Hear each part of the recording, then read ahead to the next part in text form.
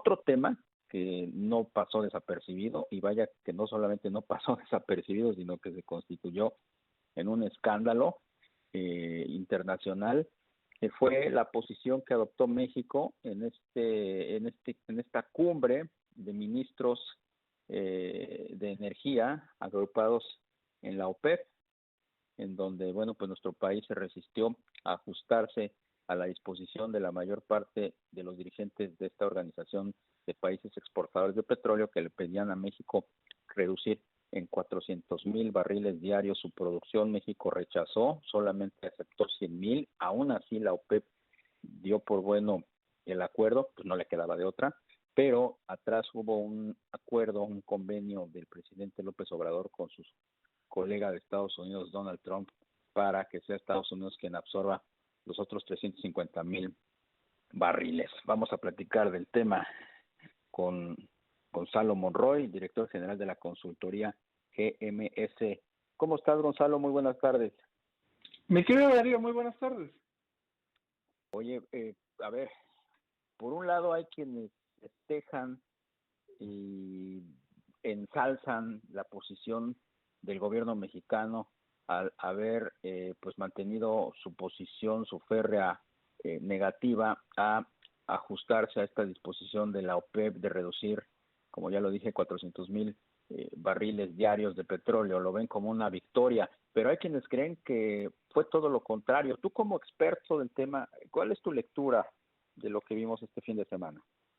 Pues lo que vimos, fíjate, creo que lo habías descrito muy bien factualmente qué fue lo que pasó. Hay algunas cosas que creo que vale la pena revisar de dónde y cómo llegamos ahí. Si me permites, vámonos un mes para atrás a explicar cómo llegamos a esta debacle de lo que ocurrió.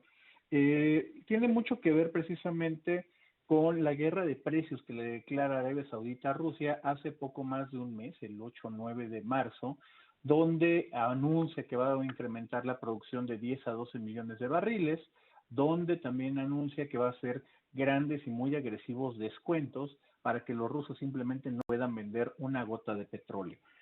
Ahí es justamente donde estábamos.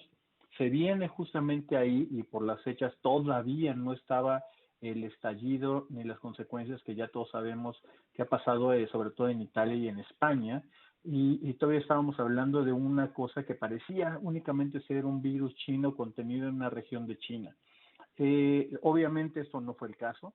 Nos dimos cuenta que la demanda se estaba completamente destruyendo, no solamente en un país o una región, sino a nivel mundial, y nos damos cuenta que los precios empiezan a desplomarse considerablemente. Esos días, para recordarle a la gente, los precios del petróleo en un lapso de 3 días cayeron casi 57% en un lapso de 3 días. Hay una evaporación de valor y de proyectos como nunca jamás se había visto. Se había visto de caídas más precipitadas, pero nunca a esa velocidad, no con esa intensidad.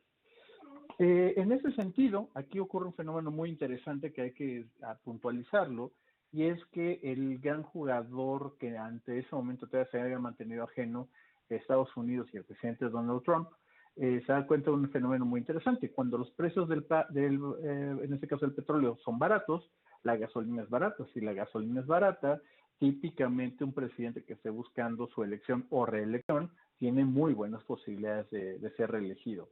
En ese sentido, todo funciona muy bien. Pero los precios estaban pero tan bajos, Darío, de que estaba arrasando con economías de estados clave como Dakota del Norte, Oklahoma y principalmente Texas. Un presidente republicano que no gane Texas, no hay forma que gane una elección, simplemente no puede. En ese sentido, los precios tan bajos estaban ya amenazando la reelección de Donald Trump, que a final de cuentas actúa por su propio interés, no por cosa de terceros. Ocurre el fenómeno justamente de convocar a las grandes potencias petroleras, al príncipe Mohammed bin Salman, que es prácticamente el gobernante de facto en Arabia Saudita, y también al presidente Vladimir Putin de Rusia. Se convoca justamente a esta gran reunión y llegamos a lo que fue el pasado jueves, esa reunión virtual vía web de la OPEP. Ahí en ese entonces justamente empiezan todas las negociaciones, y aquí déjame ser súper claro, esto es algo bien importante decírselo a la gente.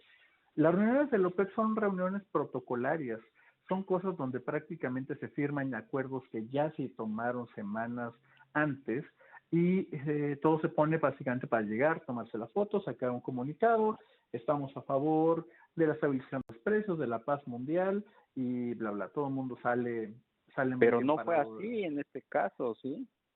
No, ya casi llegamos a esa parte. Lo que ocurre es que todos los países empiezan, los países de la OPEP más 10 invitados más, a decir que sí, que sí, que sí, que sí, que sí. Y en el último turno del jueves, la secretaria Nale dice que México no va a firmar absolutamente nada.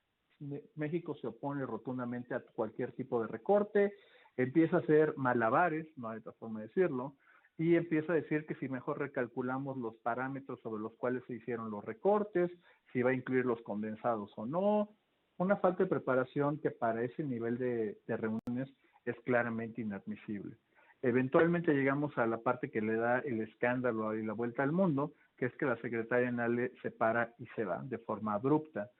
Obviamente esto cayó muy mal, especialmente a los países del Medio Oriente. Esa es la razón por la cual incluso el ministro de Energía de Irán estaba pidiendo que México fuera expulsado de esta reunión y poder seguir adelante, porque Pero aún simplemente así, México no, Gonzalo, pero aún así al final del día la OPEP terminó pues allanándose a lo que dispuso México, ¿o no? no, ahí es el secreto, exactamente, Darío. Acuérdate que ocurre A ver, explícanos justamente, esa parte exactamente, entonces. y aquí vámonos exactamente a lo que dijo el presidente López Obrador este pasado viernes. Él es el que mejor nos dio la cronología de qué fue lo que pasó. El presidente Trump le llama al presidente López Obrador, negocian algo que no sabemos qué negociaron, y regresa a la mesa México ofreciendo 100,000 barriles con 250,000 barriles de respaldo de Estados Unidos de recorte. Eventualmente esto empiezan los dimes y diretes, toda la negociación del sábado, viernes, sábado y domingo, y esto finaliza no con la posición de México, sino Estados Unidos comprometiéndose no solo a reducir 250,000 barriles, sino 300,000 a nombre de México. Como vimos las primeras declaraciones del presidente Trump el sábado, este es algo que donde México lo reembolsará después en especie, en efectivo o de alguna otra forma. Literalmente el campo de negociación de esa ambigüedad es tan amplio que no, es imposible saber si ganamos, perdimos, porque no sabemos qué se puso en la mesa. A ver, y me quedan unos 3 minutos máximo. Eso es lo que quiero entender, Gonzalo. No se sabe qué negociaron, aunque por ahí ya trascendió en el entorno de la señora Nancy Pelosi, que precisamente lo que decías tú al principio, un tema de corte electoral, un tipo de apoyo que México le está dando a Trump de cara a su reelección. Es muy posible, Darío, que no sorprenda a nadie, y aquí caigo directamente y te lo pongo de esa manera tan honesta. Sería especulación decir que va a ser por A, que por B o por C, pero tampoco nadie debe sorprender que de pronto lleguemos a octubre y el presidente Donald Trump anuncie que México efectivamente pagó el propio muro, ese muro ominoso que tanto ha ofendido a este país, o algo por el estilo. La realidad es que no sabemos. Ahora, déjame nada más en este pequeño espacio que tenemos decirte una cosa. Todo este drama, toda esta telenovela, por desgracia parece ser que fue totalmente en vano. A donde estamos al día de hoy, los precios del petróleo no se han recuperado absolutamente nada. El precio del WTI, uno de los precios donde tomamos la referencia para el crudo mexicano, ha incluso bajado unos cuantos centavos y el precio del Brent está prácticamente donde estábamos la semana pasada. El mercado parece ser que tomó o simplemente pensó que el recorte de estos casi 10 millones de barriles es insuficiente y estamos donde estamos. Sí, era lo que te iba a decir. Lo que te iba a decir era precisamente eso, ¿no? Que al final de cuentas, pues llegamos otra vez al punto de inicio porque la gente de la OPEP está diciendo que no va a ser suficiente el acuerdo al que llegaron este fin de semana. Exactamente, Darío. Así que aquí creo que la parte más importante, y para cerrar la parte de México, es muy posible que veamos justamente cómo se desarrolla el mercado en los siguientes días y en las siguientes semanas. Pensar de que México tuvo una victoria más allá de lo político es prácticamente un error. Hoy se anunciaron los precios oficiales de venta de los crudos que vende Saudi Aramco, la empresa estatal árabe, y trae descuentos particularmente altos, no redujo absolutamente nada en los mercados donde comercia México, sobre todo su crudo maya en India y en Japón. Gonzalo Monroy, como siempre, un gusto platicar contigo, que tengas excelente tarde. Darío, te mando un gran abrazo. Igualmente, el director general de la consultoría GMC. Hacemos